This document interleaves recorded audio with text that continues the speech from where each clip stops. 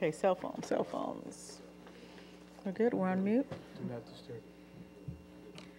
Okay. Good evening, everyone. We're ready to begin tonight's City of Gardena regular city council meeting for February the 26th, 2019. Madam City Clerk, will you call the roll, please? Noting the presence of all council members. Thank you. Mr. City Attorney Whalen, do we have anything to report from closed session? No reportable action was taken. Okay. So next we're going to have our Pledge of Allegiance, and tonight it will be led by Michelle Carrillo Soto and Andrew Espinosa. Immediately following that, if you can continue standing, we're going to be led in the invocation by the Reverend Ruben Del Pilar, who is the pastor at Community Worship Center. So everyone please stand. By the way, it's Pilar.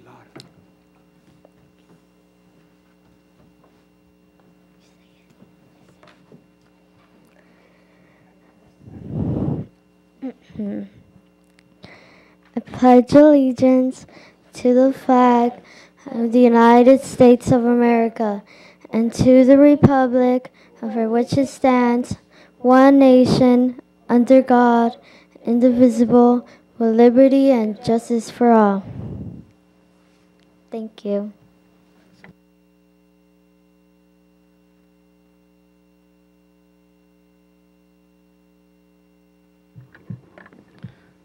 Let us pray.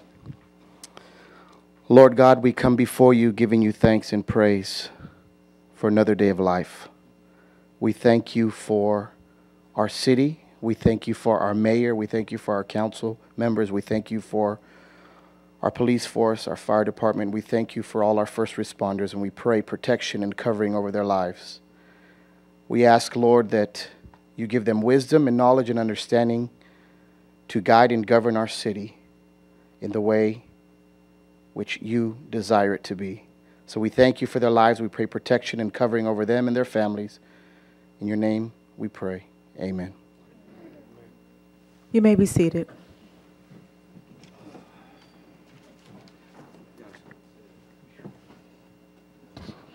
If I can have our two pledgers come back to the front, Michelle and Andrew.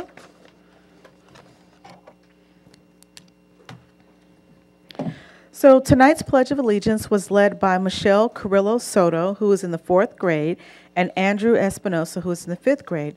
Both of them attend Chapman Elementary School, and their principal is Miss Sharonda Dowdell. Michelle and Andrew are both members of the Chapman School Student Council, and both have perfect attendance in school. So we're going to start with Michelle first. Michelle, do you want to tell us who brought you to tonight's meeting? My parents. Where are they at? Raise their hand. Okay, let's give them a round of applause for bringing them out. And is there anything you'd like to say? Thank you for thank you for bringing us here to lead the pledge. Okay, well, thank you for doing it for us. You guys did a great job. Thank you. Andrew, can you tell us who brought you tonight? My parents. Your parents, where are they at? Right there? Okay, thank you. Give them a round of applause. And Andrew, is there anything you'd like to say? I like to be here and say the Pledge of Allegiance. Okay, well, we like you being here doing the Pledge of Allegiance. You did a good job as well, too. So thank you guys both for coming out tonight and representing your school. You guys did a great job, and we look forward to you guys coming back in the future and doing it again. Okay? Everyone give them a round of applause again. Okay, you guys can take your seat now. And next, if we can have the Reverend Ruben Del Pilar, please come back to the front here. So tonight's invocation was led by the Reverend Ruben Del Pilar, who is the pastor at Community Worship Center, which is located at 15709 South Normandy Avenue. Reverend Del Pilar has served as pastor of Community Worship Center since October of 2013. For the previous 18 years, he served as its youth and worship pastor. His parents, the founding pastors, recently retired after pastoring in Gardena for 39 years. Pastor Ruben has worked extensively with the youth throughout the years and has traveled across the United States conducting leadership workshops and special retreats for at-risk youth in New York, Texas, Florida, and California. His desire is to see families transformed and renewed is something that drives Pastor Ruben, and he has made it his ultimate goal to help the people in Gardena to reach their true potential. Reverend Del Pilar graduated from Biola University, earning a bachelor's degree in music with a minor in theology. He is working on his Master's of Divinity degree. He currently lives in our neighboring community of Carson, along with his wife and 2 children. Pastor, would you like to say anything? It's an honor always to be here. We are actually, the 14th of March, we're doing our annual Police Appreciation Luncheon, and we'd like to extend an invitation to all of you. We'll be there at 11:30 a.m., and it's just something that we just like to do for our police department and just honoring them for their service. So thank Okay. you. All right, thank you. Thank you for leading us in the invocation today. Thank you. Please give him a round of applause as well. Okay, next we are going to move on to our military veteran recognition. And tonight it is Councilmember Medina's turn to select someone. And Councilmember, would you like to name the person you selected and say anything about him before I read the bio? Yes, I selected Mr. Richard Birion, who, by the way, was with the 101st Airborne, as I was in Vietnam, but he was there a lot well before I was. And that's why I selected him. Okay, so I'm going to read his bio, and Mr. Barron, you can come to the front while Councilmember Medina comes down with this special military coin that we have, a medallion that we have for you. So the bio reads as follows. Mr. Barron is a longtime resident of Gardena, and his military service includes his service to our country was in the United States Army from August 1963 to August 1966, and he was honorably discharged with the rank of Specialist E4. He served with the 101st Airborne Division and the 1st Cavalry Division, and during his service experienced intense combat in the Battle of La Drang, which took place from November 13th to November 18th, 1965. The battle was the first major one between the United States Army and the People's Army of North Vietnam. Both the United States Army and the People's Army of North Vietnam learned many things from the battle. The Battle of La Drang, and both sides claimed victory, as neither side ended up with the control of the Valley of La Drang. The battle was made famous in a 2002 film starring Mel Gibson titled We Are Soldiers. A documentary was also made by the National Geographic Channel titled Day Under Fire, the Vietnam War, which focuses on the Battle of La Drang. For his military service, Barana was awarded the following: the Purple Heart, the Vietnam Service Medal with 3 Bronze Stars, Republic of Vietnam Gallantry Cross with Palm Unit Citation Badge, Republic of Vietnam Campaign Medal, Parachute Badge, and Expert Badge with a rifle bar. So as Councilmember Medina is coming down to present the special coin that we have designed here, also Mr. Barana will receive a special picture that will also be displayed on the corner of Redondo Beach Boulevard and Western at the Honda dealership for, I believe it's 2 weeks, showing that he is our military veteran that we've chosen, along with a DVD of tonight's meeting. So congratulations.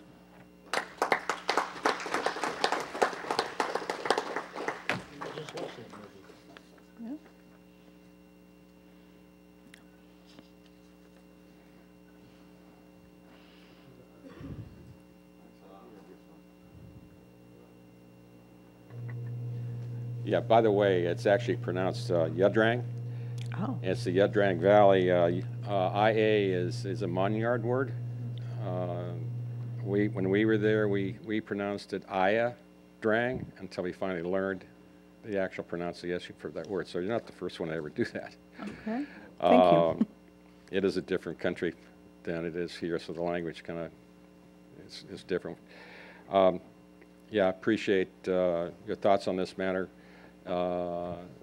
It took probably over 30 years before I was actually recognized for my service. That's the way things were back in those days. It was sort of tough, you know, serving your country and so on and so forth, but not really getting any recognition. So I really appreciate the recognition here. So thank you. All right. Well, thank you very much. Thank you.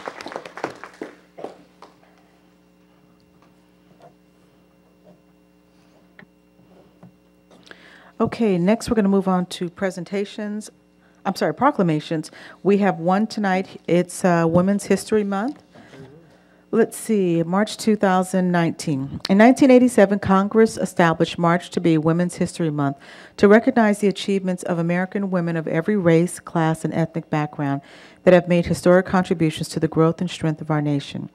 The Women's History Month theme for 2019 is Visionary Women, Champions of Peace and Nonviolence. This year, women are being honored who have led efforts to end war, violence, and injustice, and have pioneered the use of nonviolence to change society. For generations, women have resolved conflicts in their homes, schools, and communities.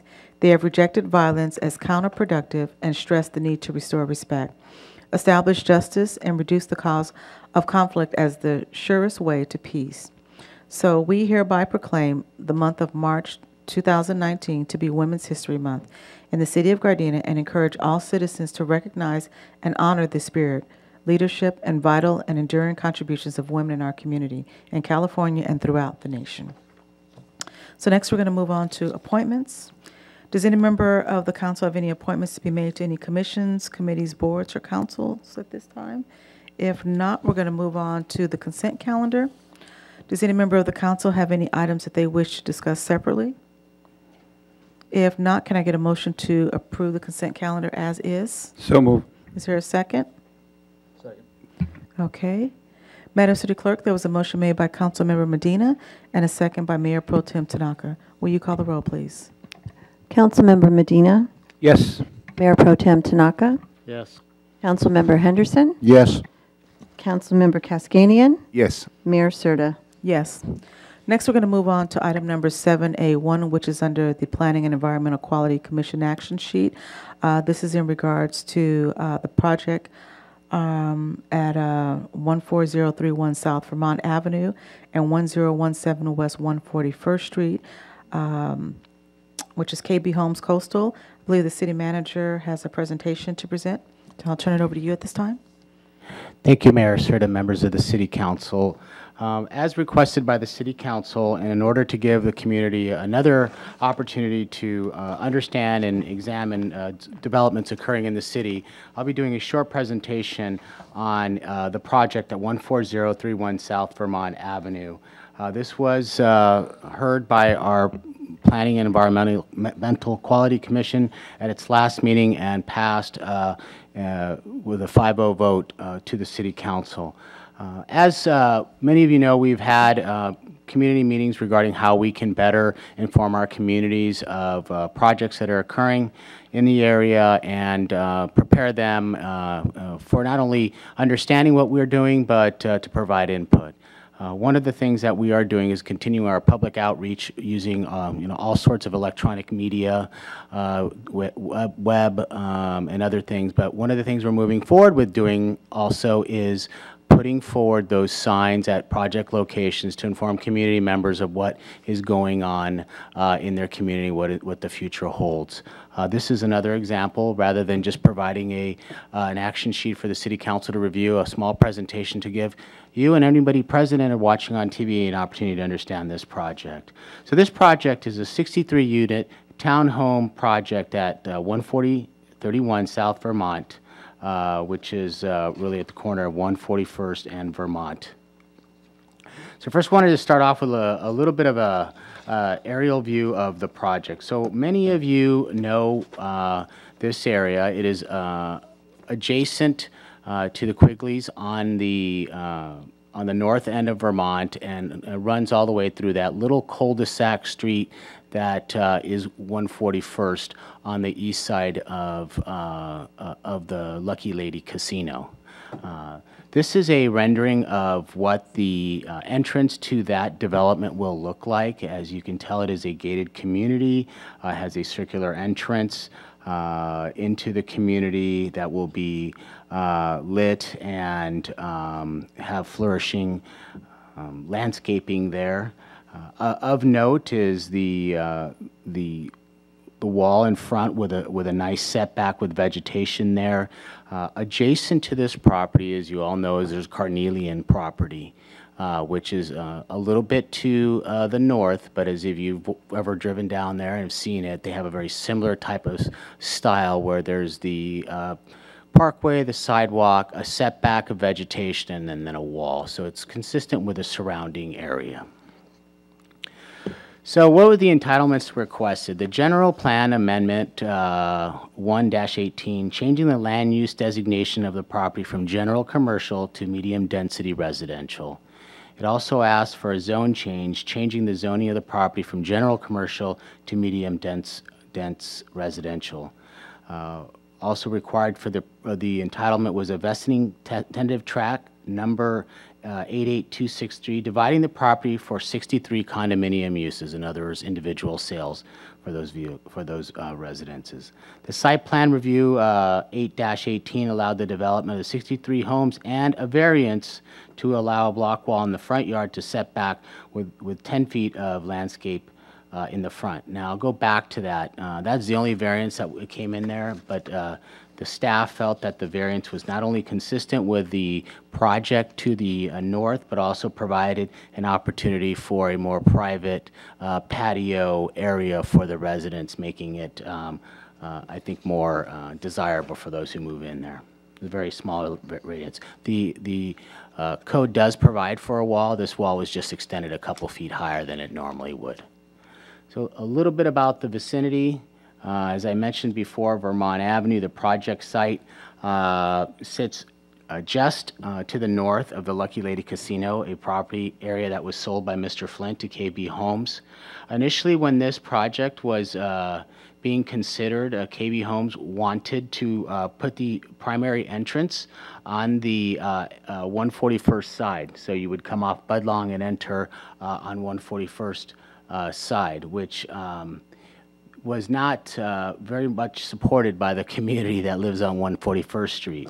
And to KB's credit, they went back, spoke with all the community members, revised the plan, and thus the primary entrance is off of Vermont in that cul-de-sac, which I think was a good accommodation for the project. It does not mean that there's not any access off 141st. Obviously, there's emergency access, but it's not something that was going to be primarily used.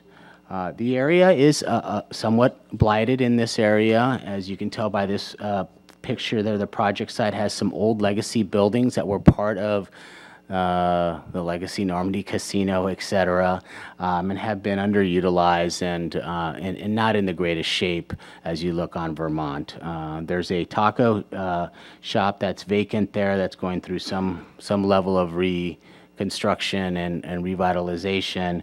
But generally speaking, there's not been a lot of activity in this area for quite some time. So we believe that the addition of this property will enhance the livability of the area. As previously mentioned, the project site is close to the Quigley's liquor store, but then where it says residential homes, that is the Carnelian. And although you can't really tell from this photo, you can see that although these are single-family detached homes, the outward appearance from Vermont Avenue is going to be very consistent with what this project is proposing. So what about the project itself? It's a 63-unit, 3-story attached townhomes. There are a couple floor plans ranging from 1,857 square feet to about 2,000 square feet. There are 14 buildings total, and they range anywhere between 4 and 5 units per building.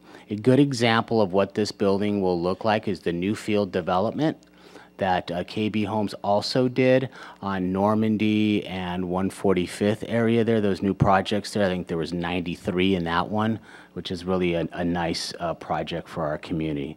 There are 160 parking spaces, 126 parking spaces in garages, and 34 guest parking spaces, which meets our development standards. A total of 9,800 square feet of private open space via ground level patios. A total of 36,000 square feet of common and general open space via courtyards, paseos, and a tot lot. And there's landscaping throughout the development. Sort of an overview of how the buildings were set out in this development is there in this site plan, and the entrance to the development there is in the left bottom corner of the plan. Sort of an elevation rendering of what the units themselves will look like. Very similar, as I mentioned, to Newfield development, both in architectural style, although the color palette is a little bit different. As you see there, there's open patios in the front of many of these units for additional access by the residents of the building. So what happened at the Planning Commission was as follows. They adopted the mitigated negative declaration and mitigated monitoring program for the purposes of the vesting tentative tract map, the site plan, variance, and recommended that the City Council adopt the same for the general plan amendment and zone change. They recommended that the City Council adopt the general plan amendment and zone change, approve the vesting tentative tract map subject to legislative approvals, and approve the site plan subject to legislative approvals. The City Council is now hearing this for consideration, and I am open to answer any questions that any of the members of the City Council has relative to this project. This, I believe, is the second project recently that KB Homes has completed in our city, and the city enjoys a good relationship with them, and they are very thoughtful in terms of their consideration of the impacts when developing locations in our community. Okay, thank you.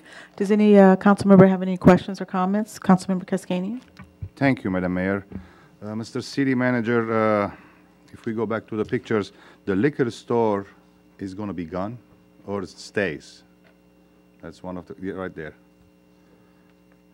That is a great question. We highly encourage them to go after the liquor store, as well as there's an adjacent property there that sometimes people miss. It's a storage lot that separates the Carnelian development from there. Unfortunately, the owners of that property were not desirous to enter into agreement with KB Homes, although in good faith they did try.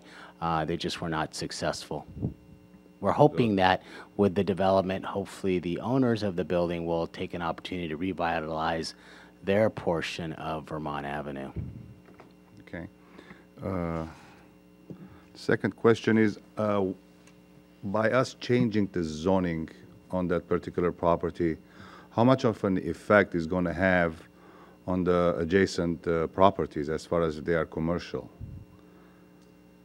Well, actually, with the exception of the Quigley's and the storage lot, there won't really be any commercial adjacent properties, because if you think about all of the properties that are lined up on this picture, those are basically properties that are underutilized by the old by the casino itself. So with the exception to the south, there's the medical building, and I mentioned that taco, there's just not. But that is staying the same because this development is north of 141st Street, so there's no direct impact. Next to this development to the west is residential. And then if you skip the storage lot, yes, it's once again residential. So it is consistent with how that area has developed. Thank you very much.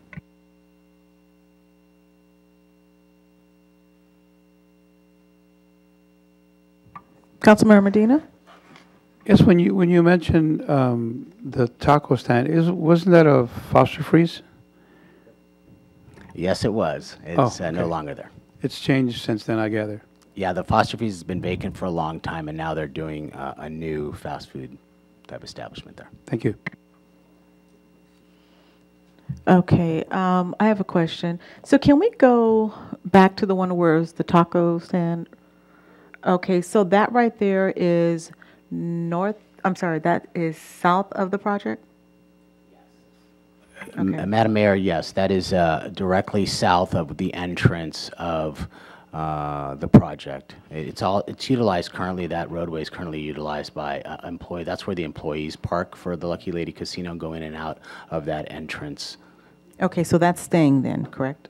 Yes. That part's staying? Yes. Got it. Okay, okay. And I want to go to the color scheme right here as well. My think this is page A50. So if for whatever reason, I don't know, is the applicant here or not, or any representative from KB? No, the applicant is not here. We didn't, but in their defense, we didn't ask Okay, them to be I was just here. curious. So in case they decide that they want to paint the place and update it, they're going to always stay within this color scheme that's on here because that is what's agreed to, correct? I just want to make sure. Yes, Mayor, and that's a great question because as we all know, we had some recent problems on a commercial development where they decided to change the color palette. In this case, we are documenting the approval conditions much more vigorously so that we can ensure that this is what was approved and they will maintain a very similar color palette moving forward. Okay, 2 more questions. Same thing with the shrubbery. So what we're seeing in the pictures is the same type of shrubbery that we will see when the project is built.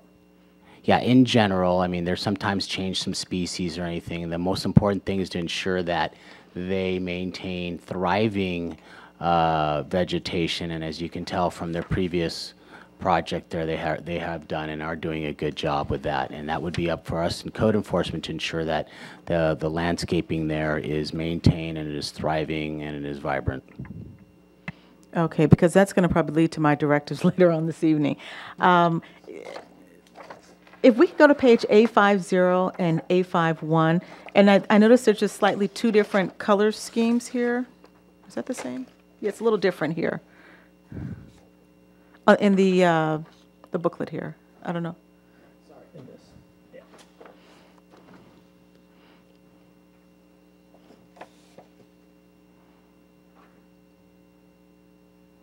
So it's A5.0 and A5.1. Yes, as they've done in other developments, that they're not all one color. They're in order to provide some texture, so there's like a perception of depth, those other things. They do alternate the colors. Okay. In terms of it, so it's not all painted. The entire development's not all painted the same color. Okay, that's what I just wanted to clarify. I didn't know if we were going to go with one page versus the other, or both. So it looks like we're going with both, correct? Correct. And as you notice on these pages, not only is the color palette noted, but actually the color and the color code is there. And as you Right. remember from a previous issue, we did not have that level of detail. So we not only have, for example, this building that they use in this example has this color palette, and we can hold them accountable to that. On the other building, which is a little bit of a different design, or same design, but a little different color palette, this is the color they choose for that color palette. Okay. And so my last question is, initially when we met with the developer here, there was one question I had, and that was in regards to the front entrance about possibly getting white lights there. What did they come up with? Yes, no? Because I just feel like having lights in the interest of the building there would just give it a completely different look. And basically what I'm getting at is the fact that it would be great if on the west side of Vermont, it's very different than the east side of Vermont, showing that there's a difference between the Gardena side and the LA side. Yeah, Madam Mayor, they heard exactly what Okay. several council members were wanting, and we will ensure that they have a lighting for that entrance that Okay. is reflective of a very beautiful, well-maintained Perfect. development. And we'll certainly make sure that they hear this and they can replay it and understand exactly what the council would like to see in terms of making it a nice entrance to a development. Okay. Councilmember Henderson? Thank you, Madam Mayor. Mr. City Manager, in regards to some of the discussions that were had, did they give any approximation of what they believe these would be going for on the market, on the open market roughly? It's hard to say, but I would easily say these would go in the probably 600 range, around there. It could be a little lower, it could be a little higher. They were very successful with their other projects. It all depends on market conditions, but KB builds a good product. They know this market area very well, so I think we'll be satisfied with the overall delivery. Any more questions? Oh, I have a couple of more. My understanding, there was a community meeting, or there were community members who came out to the Planning Commission meeting. How did they feel about the project, as far as were they more in support of it, or they had some concerns with it? Because I understand that I believe KB they changed the height of a couple of walls because it was requested or something to that effect? Yeah. There was no major complaints. Obviously, they did a lot of work with the community, changing the entrance. I will defer to Mr. Berrigan, who can come up and discuss if there was any major complaints and how those were handled at the meeting since he was there. Okay.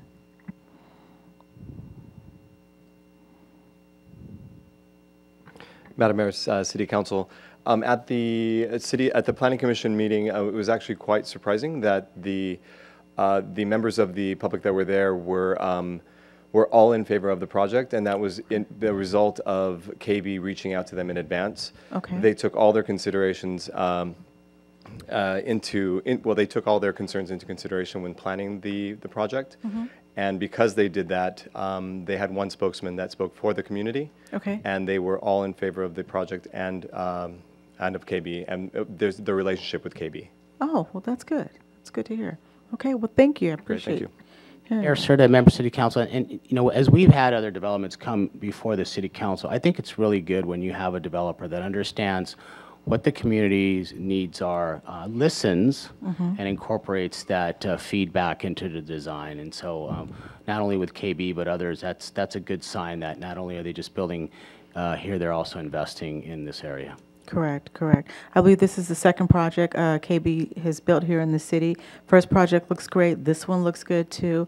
I'm glad to know that they are reaching out to the community. Of course, community can't always get what they want, but this seems like a great situation where the community in the surrounding area is happy with the project. And one of the other things that really sticks out as well to me is that out of the 63 units, there are 2 parking spots for every unit there, which is 126 parking spots there, plus guest parking. So in the past, we've had some other projects where there was some concern because I think it was only like 1.5 parking spots.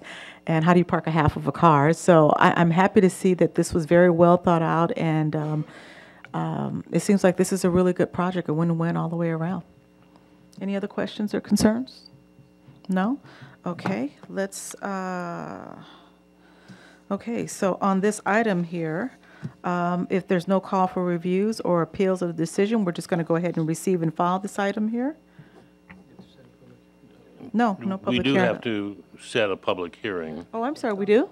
Yes, the zone change Oh, because of and the the zone general change. plan change That's do right. require council action. I'm And sorry. it has been noticed for March 12th, so Okay, March 12th? the action to be taken is to set the public hearing for March 12th. Okay, thank you. And moving forward, Mayor and members of City Council, we'll present these ahead of time so that you could also have time to reflect on it before the actual item is considered. This was just heard by the Planning Commission last week. Right, okay. All right, sounds good. Okay, public hearing scheduled for March 12th. Okay, we're all set. We're going to move on to oral communications here, and we have 2 speakers here tonight. First one is Gretchen Downey, and the second one is Cheryl Sherman. And as they come forward, I just want to remind all of our speakers that you are limited to 3 minutes unless extended by myself. And when the yellow light comes on here, that will alert you that your 2 minutes are up. When the red light comes on, that will alert you that your 3 minutes are up, and I really appreciate your cooperation in advance. So we're going to begin with Ms. Gretchen Downey. Hi, yes, good evening, Madam Mayor and council members.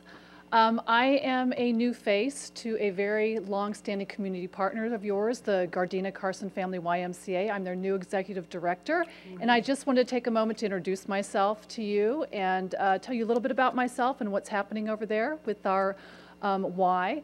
I have been a longtime member of the South Bay and Los Angeles area. I am a prevention expert in children, teen, and adult health, physical, mental, emotional, social health, and a 2-time best-selling author. And I'm really thrilled to be sharing my skills with the Gardena Carson Family YMCA. Most of it, people know about us as maybe a fitness center and some swimming things, but we are so much more. And we are only going to be more so as time goes. So I hope you keep an eye on us over the next 6 months to a year, because we are infusing a lot of fantastic things into our programming. And, you know, we had youth here, and we know that by the climate of today that there's nothing more important than developing up our kids strong from the inside out. And that goes for adults too. And we have a fantastic preschool, which we are doing so many upgrades to. We're in a great location. And we're infusing creative curriculum, social emotional learning, mindful awareness education.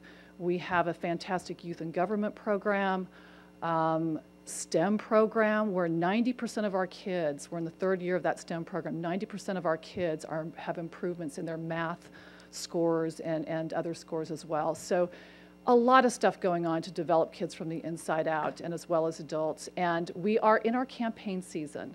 And as most of you probably know, one of the things that is very important to us is to be able to offer our programming to people that couldn't otherwise not afford it. We've done a lot of testing and surveys in our community, and over 65% of our families, and we believe that's probably a lot higher, are low income. So we have a big job to do and responsibility.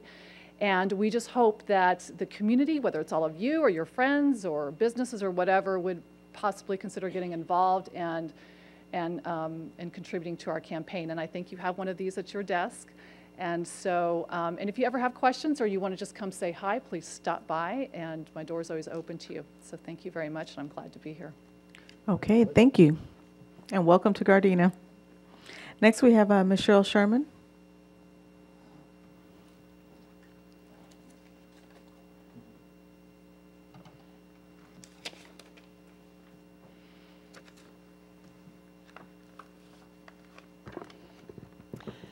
Cheryl Sherman, excuse me, Vice President of Friends of Gardena Willows Wetland Preserve. And this evening, I would like to share with everyone that on our second Sunday stroll on March the 10th, our theme is going to be Draw, Paint, Photograph, and Write. Something for everyone. And if nothing else, just come and sit on a bench and listen to the birds. I wear the birds as a symbol this evening. They are really singing a lot. I was there last Saturday morning, and I can tell you that they are just as happy as can be since we've had this rain. And the birds make the preserve such an enjoyable place to come to. And the butterflies are out so early this year because of the rain. I also want to say that our third Saturday stroll will be on March the 16th. And that's our restoration work day from 8 to 11. And we are having a challenge this year among the high schools and colleges in the area to see which one is going to have the most volunteers for the year. It's a friendly competition, and we have it posted up on a board, and so you can see how your school is doing with the others. And so it's at the end of the year in January, the Friends of the Gardena Willows will be providing a special party for the winning school. So, and it is going to be a very special party. So we do also sign community service hours, which I know many, many students are eagerly trying to get those hours in before the end of the year comes, because especially the high schoolers are starting to work on their apps for colleges, and they've got to get those community service hours all signed off. So come in to the preserve, and I'll be happy to sign off those hours for you. Thank you very much. Okay, thank you. Okay, next we're going to move on to departmental items, item number 8. I am requesting to add item number 8C1 to the agenda. There is a matter that came to the city's attention after the posting of the agenda, which is item number 8C1. And quick question, do we need to take a vote to bring that in first?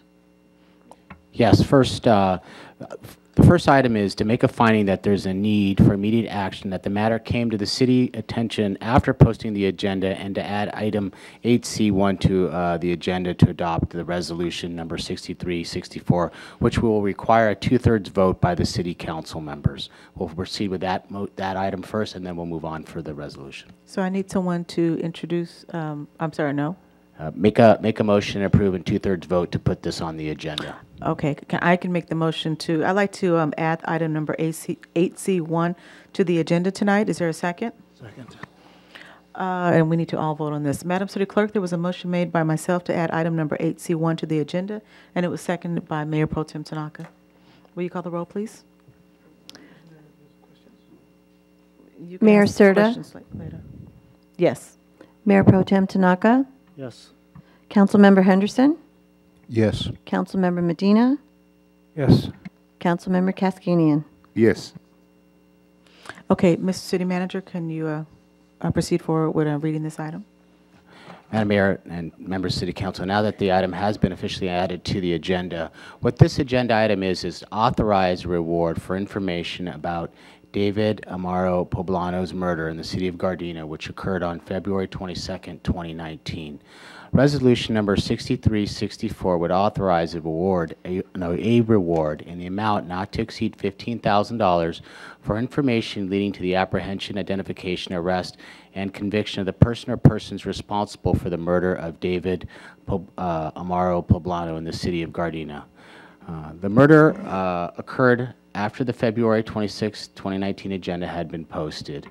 And there's an urgent need for consideration of this resolution so that we can hopefully get information to identify the killer or killers of this young man. Staff respectfully recommends that the City Council adopt resolution number 6364, which authorizes award of $15,000. A little bit of background: on Friday, February 22nd, 2019, David, a resident of Gardena and an honor student at Environmental Charter High School in Lawndale, was shot and killed after getting out of his car near the home of a relative in Gardena. Detectives from the Gardena Police Department are working on the investigations, but there are few leads at this time. Government Code Section 53069.5 authorizes a local agency to offer and pay a reward, the amount thereof to be determined by the local agency, for information leading to the determination of the identity of or the apprehension of any person who willfully misconduct results in injury or death to any person who willfully damages or destroys any property. If the City Council is to approve the $15,000 request, the police department will work through its social networks as well as the media to get this information about the reward out to the community, and hopefully additional leads will come in. So it is required by the City Council is to approve resolution number 6364 authorizing for the $15,000 reward in this case. Okay, thank you. Does any member of the council have any questions or comments? Councilmember Henderson? Thank you, Madam Mayor. Mr. City Manager, in regards to us adopting this resolution, would this be a practice that we'll practice moving forward in the unfortunate event that some unfortunate youth in our community gets murdered or something like that? Yeah. Over the course, at least my tenure in working for the City Council has adopted similar resolutions in other cases, so this is not the first one, probably will not be the last one, unfortunately. Thank you. Any other questions or comments? I have one question. So I noticed you mentioned you guys were going to get this out through social media. Will there be some type of press release where the chief or something will do on regular news media on TV to, no, I know, but I mean, with the reward, speaking of that, so that way it gets out quicker and faster? Yeah, absolutely. I meant to say not only traditional media, social media, and we want the information out there to encourage people to provide information. Often in these cases, when the city moves forward, others who are interested in supporting may come forward and actually add additional reward money to try to locate the murderers in this case. Okay, great, thank you. If there are no other questions or comments at this time, can I get a motion to approve resolution number 6364? So moved. Madam City Clerk, there was a motion made by Councilmember Medina and a second by, I didn't hear, which one? Both of you guys did it? Okay, I'm sorry, both of you guys did it? Or? Okay. There was a motion made by Councilmember Medina and a second by Councilmember Henderson. Will you call the roll, please? Councilmember Medina, Yes. Councilmember Henderson, Yes. Mayor Pro Tem Tanaka, Yes. Councilmember Kaskanian, Yes. Mayor Serta. Yes. Next, we're going to move on to item number 8D1. Mr. City Manager. Yes, Mayor Serta, Member City Council, just before we move forward, I appreciate the support, and I know that the family is also very appreciative of any efforts to help locate their son's killer. Agenda item number 8D1A and B is approval and implementation of the City of Gardena's participation in property assessed clean energy, or also known as PACE, programs, associated authorities, and approving membership in a related joint powers authority. Resolution number 6360, consenting to the inclusion of properties within the city in the California Statewide Communities Development Authority, or CSCDA, PACE programs and other related actions. Resolution number 6361, directing execution of a joint exercise of powers agreement related to the California Municipal Finance Authority, or CMFA, PACE, and other related actions. Adopting these two resolutions will allow providers licensed in the state to offer PACE financing services in the city, implement loan repayment via property tax assessment, and approve membership in the Joint Powers Authority. Some advantages of the program include financing up to 100% of the project cost for renewable energy, energy efficiency, water conservation, and seismic improvement projects with repayment through voluntary property tax assessment. Expansion of financial services to promote competition that encourages consumer-friendly financing, rates, and terms. Eligible financing evaluated on property equity as well as ability for repayment. Transactions are conducted strictly between PACE providers and the property owners. The city will not incur any costs or liability with the PACE programs. Administrative support and marketing costs for the PACE programs are sole obligation of the providers.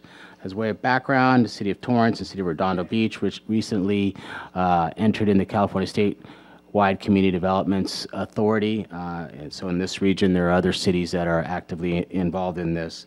As a representative of the program, Chris Peterson is here, and he is willing to answer any questions from members of the City Council related to this project. What is required by the City Council is to adopt Resolution number 6360 and Resolution number 6361 related to this item. Okay, thank you.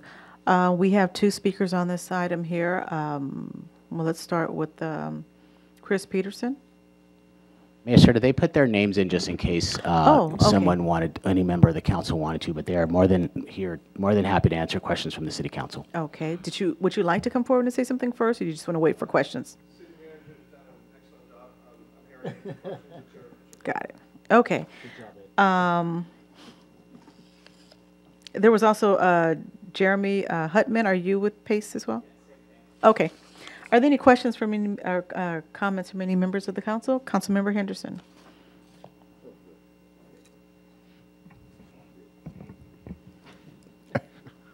As you come forward, there's a red button. There's a button there. Please press that so you can. Madam Mayor, sir. Thank you. The questions I have in regards to the marketing materials and the agreement between the user, property owner, whatever, and PACE program. How well do you plan to market, and how aggressive do you plan to market? It's going to be phone calls, mailers, social media. What are you going to do exactly? That's an excellent question, sir. We have a strict no marketing policy from the PACE companies. We do not solicit. We work with contractors. Contractors have their methods of getting new business, canvassing neighborhoods, making phone calls, but they have very strict guidelines about what they can say. They can't say it's a government program. They can't say it's a free program. They can't say the City of Gardena is implementing a new program and you should use it. Very, very strict marketing guidelines. And at this point, since all the new legislation is passed enhancing consumer protections, we've taken that very seriously. And so we at this point, we have very, very few issues with contractors violating that because it's just it's a no policy, a strict no policy, so you can't do it. Does that help to answer your question? Yes, thank you. Yes, sir. Any other questions or comments? Okay, thank you. Okay, so we have two resolutions here. The first one is 6330. I'm sorry, 6360. Okay, and adopt resolution of 6360. Okay. Mayor, you can take them both at once if you desire. Okay. So in regards to resolution 6360 and 6361, can I get a motion to approve? So moved. Okay. I'm going to take a motion from Mayor Pro Tem Tanaka, and the second will be from Councilmember Medina.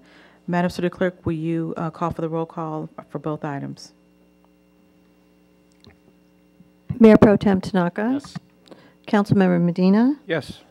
Councilmember Henderson? Yes. Councilmember Kaskanian? Yes. And Mayor Serta? Yes. Next, we're going to move on to item number 8D2. Mr. City Manager? Mayor Serta, members of the City Council. Agenda number 8D2 is approval of professional services agreement for engineering design services to Penco, a Canon company, in the amount of $188,000 for the Artesia Boulevard Arterial Improvement Project from Western Avenue to Vermont Avenue, referred to locally as job number 935. This project will upgrade 5 traffic signals in the project limits and implement other traffic engineering solutions that will be recommended in the traffic study analysis to reduce vehicle delay along Artesia Boulevard. As all of the members of the City Council know, Artesia is our highest traffic count street. All non-compliant curb ramps, curbs, gutters, and sidewalks will be removed and replaced. Portions of the asphalt pavement will be repaired using grind and overlay. In late 2015, the city applied for Measure R South Bay Highway Program grant, and the Artesia Boulevard project was selected to receive a total of $2,654,000. In August 2018, a financial agreement between the city and Metro was entered into for $220,000 for the project's design phase. In September of 2018, staff extended a request for proposal, professional engineering design services proposal to 2 firms, PEMCO and SOMAS. After reviewing and rating each proposal, staff recommends council to award the contract to PEMCO based on their understanding of the project and acceptable fee. PEMCO design fee is 7% lower than SOMAS's fee. Engineering design is expected to be completed in December of 2019 and construction completion by summer of 2020. The amount of this contract is $180,000. Funding source is Measure R, South Bay Highway Program grant. This is an exciting program. Artesia Boulevard is one of our major streets, and it's good to see that this investment, continued investment in our city's infrastructure. What is required by the City Council is to approve the professional services agreement. If you have any questions, Director. Does any member of the council have any questions or comments? Councilmember Medina? Yes, thank you, Madam Mayor. This doesn't include the recycled water that we're still asking West Basin about, correct? It does or does not include? No, and Councilman Medina, we just recently received news from the district that that is not a feasible project due to the costs and the return on investment. So they have denied their request to put in reclaimed water for the vegetation on Artesia. That's interesting. The reason I'm asking is because in 2015 is when we got when I was the president of the COG, we brought in quite a few $1 million to upgrade not only Rosecrans from Vermont to Crenshaw, but also to do the same thing with Artesia. And I don't see how it's going to cost West Basin any money, but I'll check into that and see if we can push that a little further, because they were responsible for us part of us getting the grant money from Measure R. So I'll pursue that a little further. If the project was to be completed, this would be an ideal time because obviously we'd want to tear up the medians in the streets only once. So. Yes, thank you, thank you. Okay, Councilmember Henderson? Thank you, Madam Mayor. Mr. City Manager, in regards to the awarding to PENCO and knowing SOMAS a little bit, were they notified and understand that the review and rating of each proposal, we came up with our conclusion, and do they understand that, you know, based on the project understanding, they understand that they didn't understand the project, and that's why PENCO got it? I just want to make sure that we won't have any challenges in regards to this, because sometimes folks don't understand. I'll ask Director Cruz to talk a little bit about, but you also understand that they were also less expensive. Good evening, Mayor and council members. PENCO and SOMAS were given a package that they were going to bid on. It's typical that companies will include additional items in their bid, and that's what happened in this particular scenario. SOMAS included construction and management items in their bid, and so to do an apples-to-apples comparison, those items were excluded from the bid because we're not at that point now where we're going to be considering construction management of this project. Right now, we're only approving the design phase of the project, and so PENCO ended up with the lower bid after doing that apples-to-apples comparison. We don't anticipate any protests from SOMAS? We don't anticipate any. Thank you. Okay, any other questions or comments? No? Okay, if not, can I get a motion to approve the professional service agreement? So moved. Second. Madam City Clerk, there was a motion made by Councilmember Medina and a second by Councilmember Henderson. Will you call the roll, please? Councilmember Medina? Yes. Councilmember Henderson? Yes. Councilmember Kaskanian? Yes. Mayor Pro Tem Tanaka? Yes. Mayor Serta? Yes. Okay, next we're going to move on to item number 9, or 9B, which is council directives. Does any member of the council have any directives at this time? No? Okay. I have one.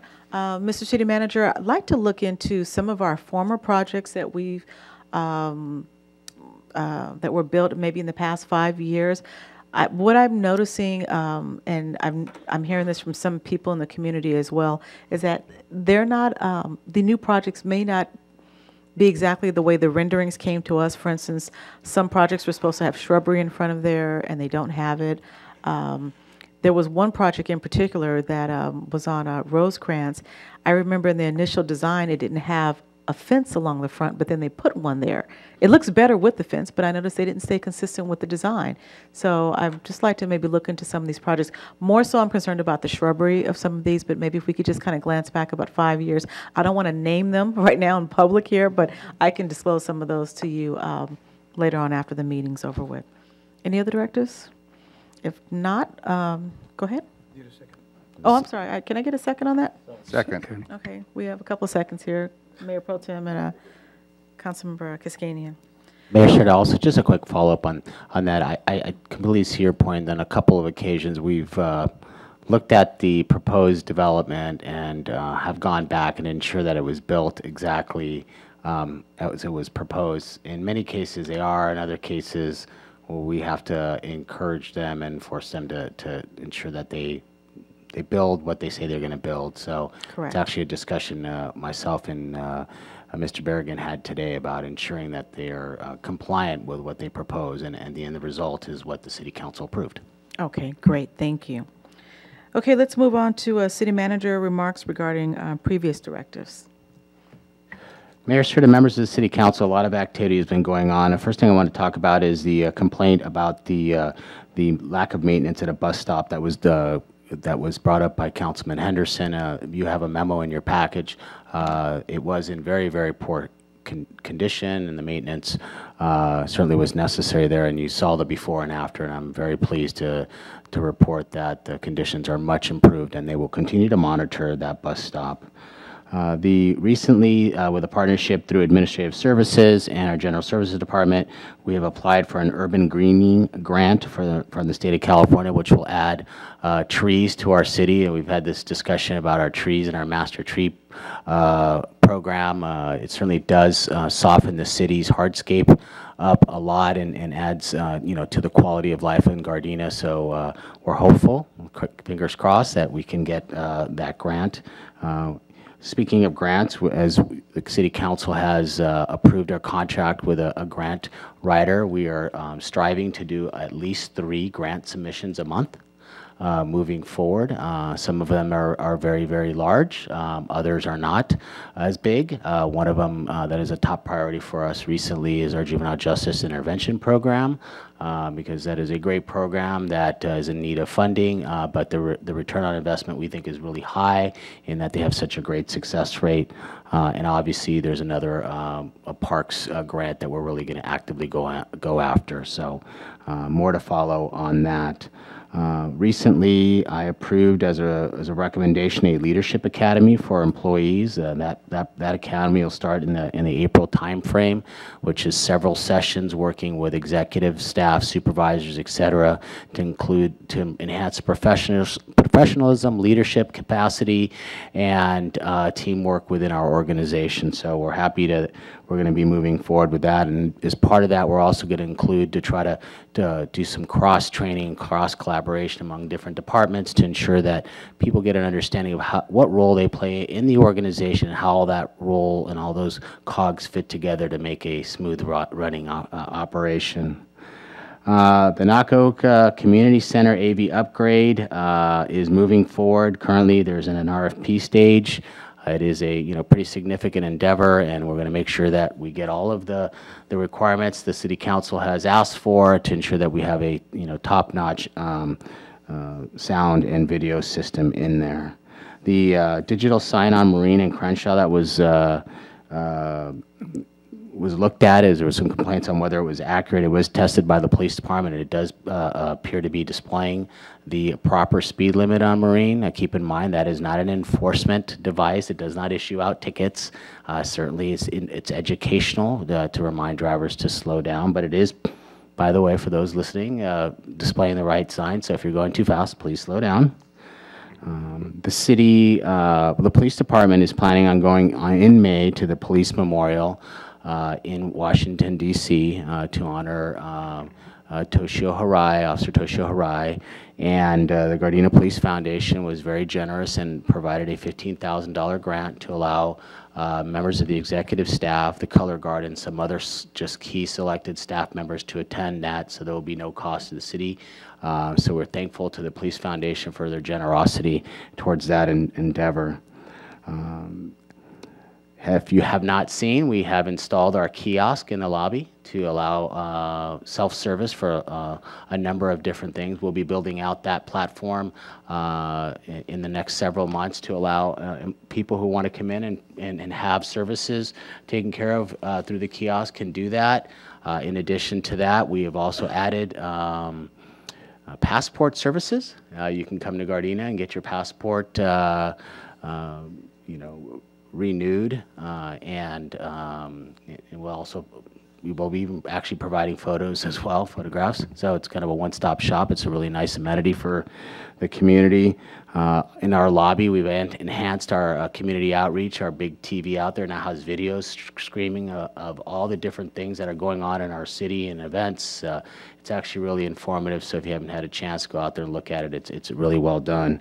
And then lastly, the city has engaged in a public outreach and polling of what's going on in Gardena in terms of the services, what's working well, where we can improve. We're looking at not only public safety, general services, our infrastructure, our parks, our programs, our customer service, everything. So many members of our community will be called or asked to take some kind of electronic survey to kind of determine where the city stands so that we can use that as a platform for future endeavors as well as to work on our strategic plan. And Madam Mayor, that is all I have to report.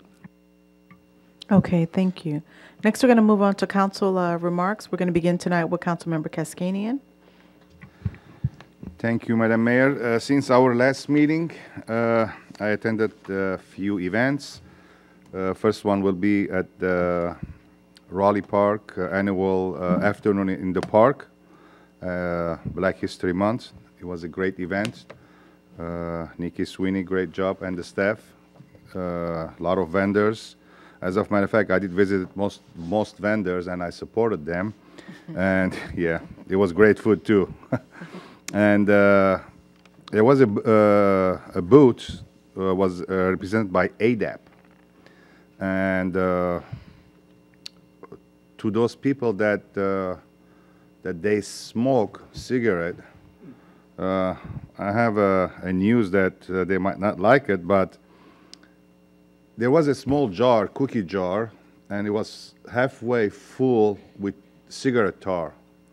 And the amount that was explained within that jar, if you smoke one pack of cigarette for full 1 year, you will have that much tar in your system, in your throat, your esophagus, in your lungs, and everywhere.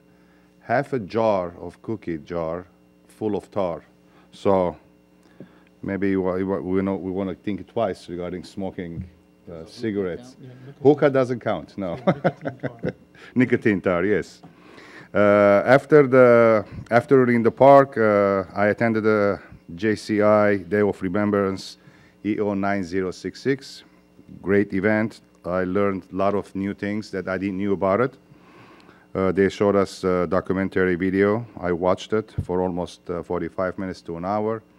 A lot of information, and they were selling a T-shirt for the DOR, the Day of Remembrance, and in the back of the T-shirt it says, "History. We must stop the repeating of the history." And yes, we should do that, because when the Armenian genocide happened in 1915, following that, World War II, Hitler did the same thing to the Jews, massacred almost 2 or 3 million Jews. And his response was, after all the annihilation of the Armenian genocide, who's going to remember this, because it didn't go punished. So up until today, genocide continues. Darfur, Sudan, Yemen, so on. Anyway, it was a great event at the JCI. Great job. And the same day, I attended the Miss Los Angeles scholarship pageant, and it was my first time attending the event. Good event, a lot of talented ladies, singing, dancing, and others, on and on. So it was a good event, but who was the winner? I don't know yet, because we left it halfway, so we should find out about who was the winner. And will end my report, Madam Mayor. Okay, thank you. Next is Mayor Pro Tem Tanaka. Thank you, Madam Mayor. Since our last meeting, I attended the JPA's Joint Powers meeting, and it was an orientation regarding our car clubs and what's happening with our industry at this moment. Attended the Black History Month at Raleigh Park. Had a great time. I think I ate a little too much, but it was pretty good. Attended the JCI Day of Remembrance, and as a Japanese American, I learned a lot about the concentration camps and the executive order, things that I didn't realize that I thought I knew about, but it was very informative to understand a little bit more about what happened to the Japanese American population during that time, and some of the things that were done politically. So it was a good event. Attended the Miss LA County scholarship pageant, and I recently just found out that that is kind of a precursor to ladies moving up towards Miss America, the Miss America contest. And so it was a very, very eye-opening event to see what those ladies have to actually go through to start moving up to further their careers. Thank you to Danny Chavez for taking care of Councilman Henderson's bus stop problem. I saw the photos, the before and after, and what a difference, even though it even isn't in our city. Yes, but great job. Thank you, Joe, for making that happen and sending our guys out there. It makes us look that much better as a community. And thanks for the foundation for their support in sending officers to the memorial to recognize our fallen Toshio, who was the mayor's James Bond. He will always be in our hearts and remembered forever. And Nikki, thank you very much for a great event at the park. You guys did a really good job. And that ends my report. Okay, thank you. Next is Councilmember Henderson. Thank you, Madam Mayor. I'd like to say first, thank you to the General Services Group for actually squaring away that bus stop. That was really great work that was done. It was horrible. It was horrible. And we stepped up and showed our neighboring cities how government really works and how it works for the people. So we should probably send them an invoice for our time. But great. So I want to give staff Bravo Zulu for that. Also want to recognize Kamaya Elias, who's our youth commissioner. She was on the honor roll at Sarah High School, so I wanted to make sure that we recognize our talent also within as well, so that was a good thing. Saturday, so I've done a few things. Saturday was at the afternoon in the park. Again, staff did a great job. Nikki did a great job. The diversity of booths that were there. There was food, of course. You know, I did that. There were vendors, but there was also educational booths in regards to going to college, health issues, all these different things. So I think it highlights us as a community that's really diversified in the things that we care about the whole person. So I think that was what I took away from that at the afternoon at the park. And then afterwards, I was at the JCI with my colleagues in regards to Day of Remembrance of Executive Order 9066. And, you know, you think you know some things, and then you kind of get reintroduced to it and everything. You think about the travesty of things, and speaking to some of the folks there, I got real reflective, and we talked about how, you know, as folks of color, we just need to stick together, but then not just folks of color, just people in general in community and everything. And although it may or may not have impacted your ethnic group, it still is an impact as a human. And so we want to make sure that we all stand up for those that could be taken advantage of or something like that. So I think that's what I took from that as well, that we should stand up for one another. I also attended the League of California Cities ballot measure training at City of Monterey Park. That was actually very eye-opening, and I learned quite a bit from there. And I also attended the Executive Education Forum at the USC Sol Price School, and there were some interesting topics those 2 days in regards to how local communities and cities should work with climate adaptation. It wasn't a discussion on whether you believe in climate change or not, but it was about just as a community and as leaders how we work for climate adaptation. And we were taught by a lieutenant colonel in the Air Force in regards to leadership, communications, and engagement strategies. We had a good time going back and forth. Her name was Olivia Nelson, and it was great. She has some great strategies for communication and just engaging the community and one another.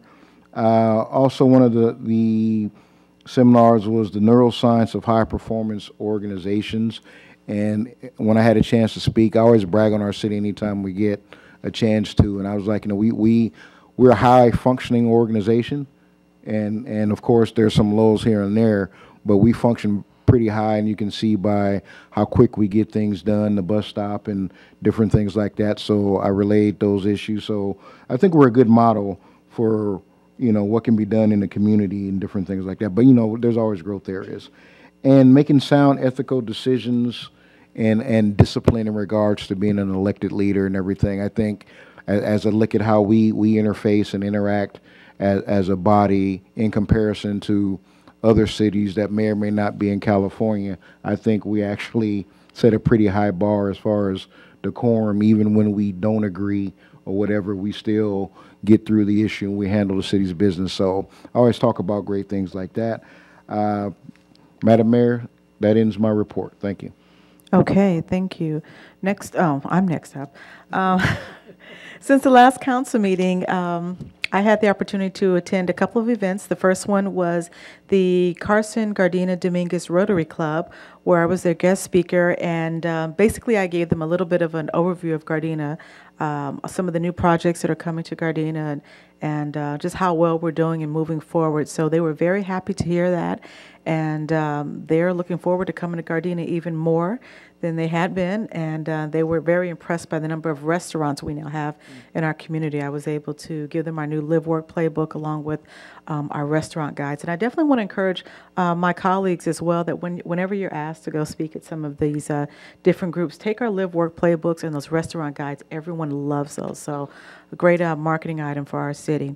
Also, since the last council meeting, I attended the reception for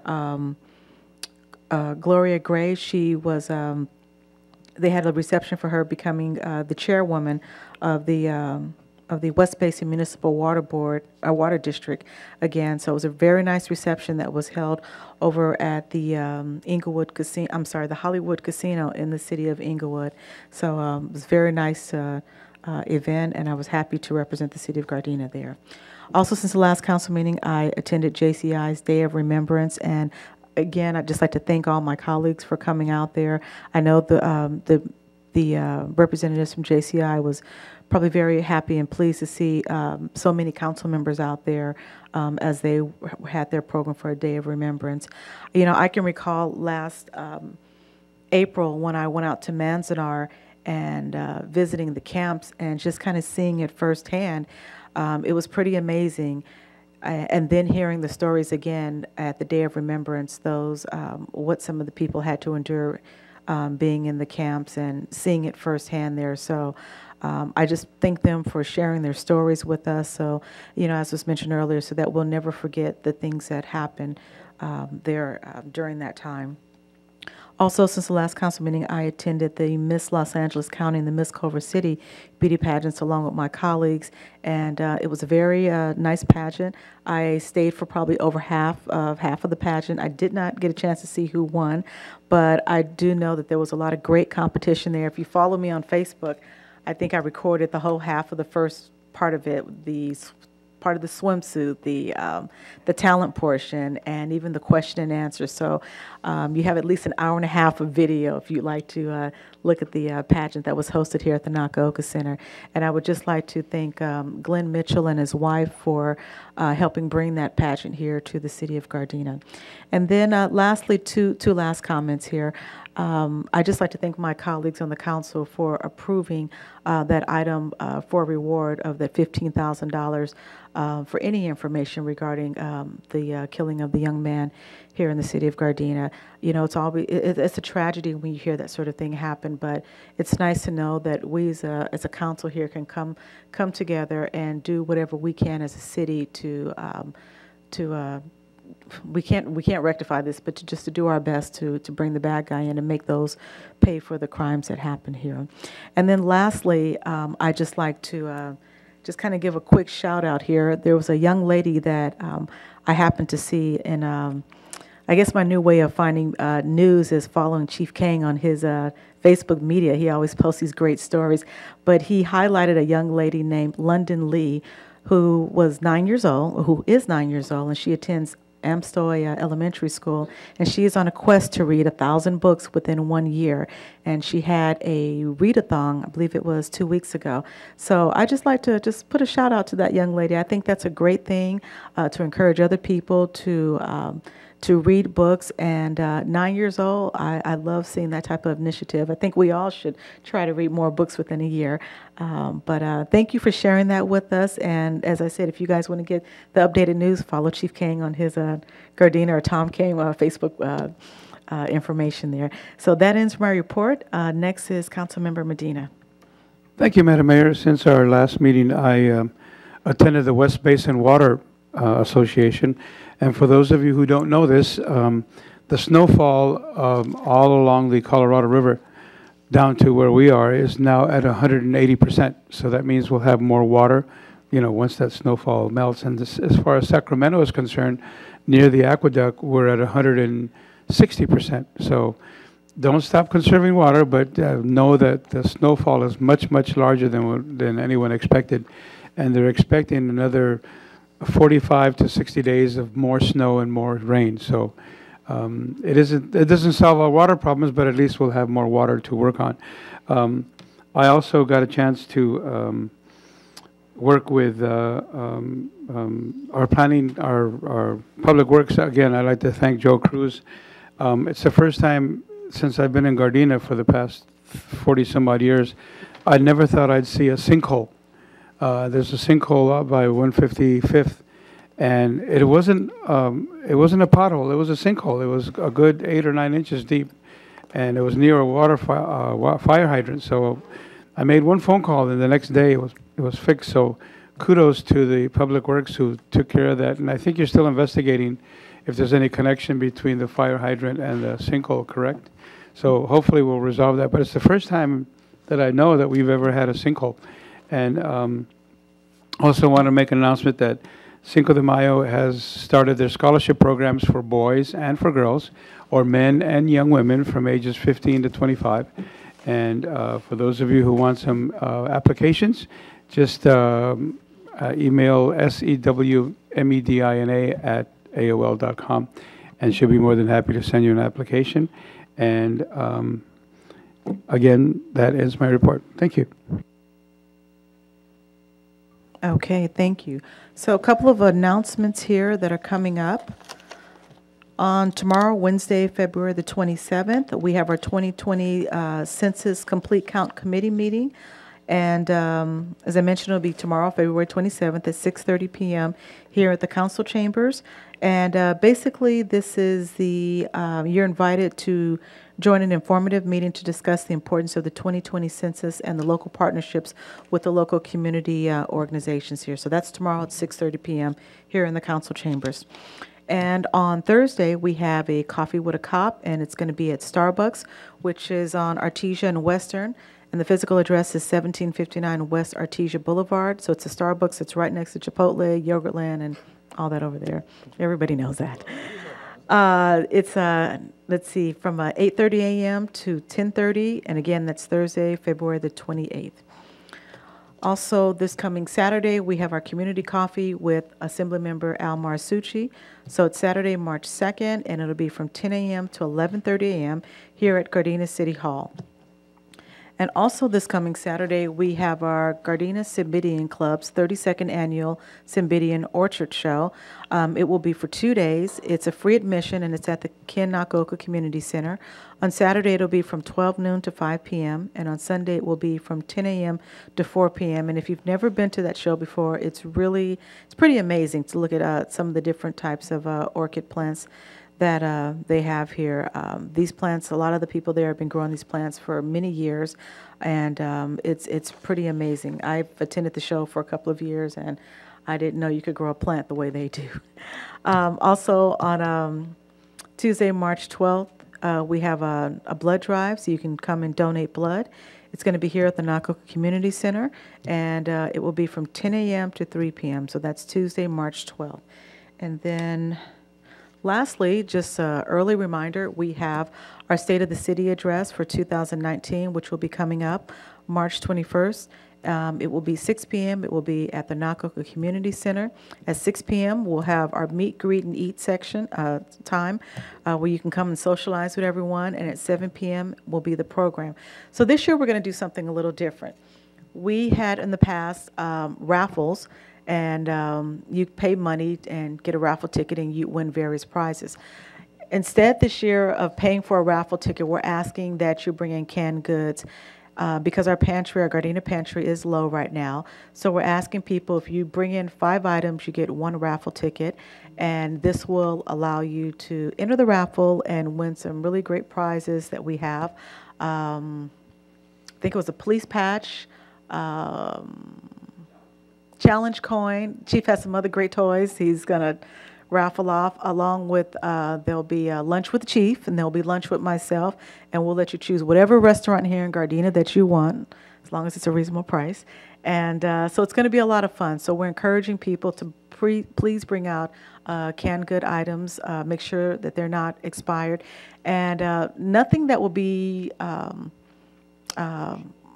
perishable, but also simple things like canned meat, cup of noodles, things like that. Nothing that you have to involve a lot of cooking to, a lot of different seasonings and things. So if you like, you can actually donate some of these items beforehand. Let's just say you want to clean out your pantry. you can definitely take them over to our Human Services division, and that is across the street here from City Hall, across from the fire department. So if not, you can wait till the state of the city and bring all your items in then and get all your raffle tickets. We'll take it then as well, too. So that's Thursday, March 21st at 6 p.m. Okay, so now we're going to move on to our remembrances. Tonight, we're going to adjourn our meeting in memory of Mrs. Consuelo del Carmen Vasquez, who was 80 years of age and the beloved grandmother of Santiago Eddie Vasquez, who is a custodian here with the General Services Department. We're also going to adjourn in memory of Mr. David Amaro Poblano, who was 17 years old, a resident of Gardena and an honor student at the Environmental Charter High School in Lawndale, who died on February 22nd, 2019, as a result of a drive-by shooting in Gardena near the home of a relative.